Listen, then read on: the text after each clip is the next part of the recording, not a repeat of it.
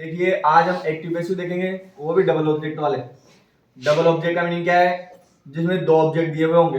अब दो ऑब्जेक्ट कौन कौन से होते हैं? एक तो होता है डायरेक्ट ऑब्जेक्ट, एक होता है इनडायरेक्ट ऑब्जेक्ट। पहले थोड़ा बहुत इनके बारे में जान लो।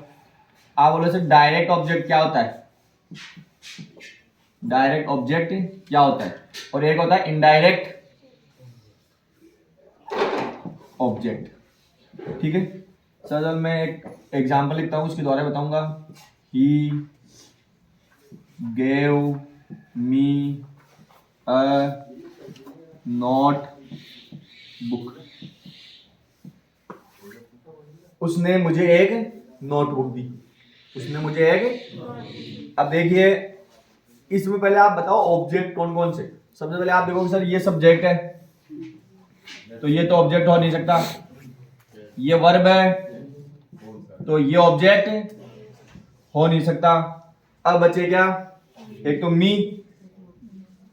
और एक अ नोटबुक, एक आर्टिकल है। ठीक, अब दोनों में से दोनों ऑब्जेक्ट है। अब इसमें से डायरेक्ट ऑब्जेक्ट कौन सा है, इनडायरेक्ट ऑब्जेक्ट कौन सा है? डायरेक्ट ऑब्जेक्ट कौन सा है, इनडायरेक्ट ऑब्जेक्ट कौन सा है? तो देखिए डायरेक्ट ऑब्जेक्ट कौन सा है, कौन बताएगा क्या? डायरेक्ट ऑब्जेक्ट होता है जो क्या का आंसर लिख ले, व्हाट का आंसर। जो क्या का उत्तर हो ना, क्या का आंसर होगा, उसको क्या बोला जाएगा? Direct object. जैसे कि इसमें वह मुझे क्या देता है, तो उसने मुझे क्या दिया? नोटबुक। यहां पे क्या हो जाएगा? नोटबुक। और ये होता है किसको या किसका, इनका जो आंसर निकलता है वो इनडायरेक्ट ऑब्जेक्ट होता है। किसका या किसको का जो आंसर होता है वो क्या होता है?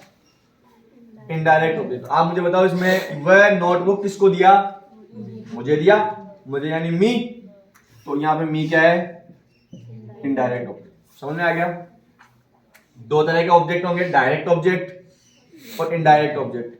डायरेक्ट ऑब्जेक्ट में जो क्या से आप क्वेश्चन पूछोगे उस सेंटेंस में और उसका जो प्रत्युत्तर आएगा, आंसर आएगा, that will be direct object. और अगर आंसर आता है किसका और किसको, तो वो होगा क्या? Indirect object. अब रूल ये कहता है कि पहले इनडायरेक्ट ऑब्जेक्ट आएगा, ठीक है, फिर डायरेक्ट ऑब्जेक्ट आएगा। समझ में आ गया क्या? पहले इनडायरेक्ट ऑब्जेक्ट आएगा, उसके बाद जाके डायरेक्ट ऑब्जेक्ट आएगा। ठीक है, पहले इनडायरेक्ट चलेंगे फिर डायरेक्ट चलेंगे। ठीक है, अब अगर मान लो डायरेक्ट ऑब्जेक्ट आगे आ जाता है तो इनडायरेक्ट ऑब्जेक्ट पीछे आएगा, लेकिन इनके बीच में टू लग जाएगा। क्या लग जाएगा? टू। यानी कि अगर मान लो डायरेक्ट ऑब्जेक्ट आगे आ जाता है तो आपको इनडायरेक्ट ऑब्जेक्ट के पहले टू लगाना है। इनडायरेक्ट ऑब्जेक्ट से पहले क्या लगाना है? जैसे इसको मैं ऐसे लिख सकता हूं, he gave a notebook to me. समझ में? वो भी सही है, he gave a notebook to me, वो सेंटेंस भी आपका बिल्कुल सही है। ठीक, अब आप बोलोगे सर हमको तो पैसिव वॉइस मतलब पैसिव के अंदर कन्वर्ट करना है इसको, तो ये तो है एक्टिव में। तो पहले तो बचाना कौन सा टेंस का है, तो गेव आ रहा है। गिव की क्या होती है? Second form. अब सेकंड फॉर्म किस में आती है? पास्ट सिंपल में। पास्ट सिंपल का पता ही है, सब्जेक्ट प्लस वर्ब की सेकंड फॉर्म प्लस ऑब्जेक्ट होता है। क्लियर है? अब होगा क्या? आप लोग से कौन से ऑब्जेक्ट से बनाए? दोनों से बना सकते हो। समझ में आएगा क्या? बट कोई से भी ऑब्जेक्ट से आप बना सकते हो, कोई से भी ऑब्जेक्ट से बना सकते हो, लेकिन कोशिश करो कि इनडायरेक्ट ऑब्जेक्ट से बनाओ। अगर प्रायोरिटी देनी हो तो आप इनडायरेक्ट ऑब्जेक्ट को प्रायोरिटी दे सकते हो। क्लियर है? मैं दोनों से बना के दिखाता हूं आपको। पहले इनडायरेक्ट ऑब्जेक्ट का, ठीक है, क्या करोगे? सबसे पहले जो हमारा ऑब्जेक्ट है उसको सब्जेक्ट बनाएंगे। ऑब्जेक्ट क्या है? इनडायरेक्ट ऑब्जेक्ट कौन सा है? ये है क्या? ये मी है। इनडायरेक्ट ऑब्जेक्ट क्या है? मी। तो मी को अब आगे लोगे तो आई में कन्वर्ट हो जाएगा, यानी ऑब्जेक्ट जो रहता है वहां पे सब्जेक्ट के रूप में आएगा, वो उसका सब्जेक्टिव केस आता है। ठीक, तो यहां पे हो जाएगा आई। अब फॉर्मूला मैंने बताया हुआ है आपको, अगर वर्ब की सेकंड फॉर्म आ जाए तो आपको क्या कर देना है? वॉज वर्ब प्लस वर्ब की थर्ड फॉर्म कर देना है। तो आई के साथ वॉज आएगा या वर आएगा? I was gave second form है, तो इसकी third form given. Give, gave, given.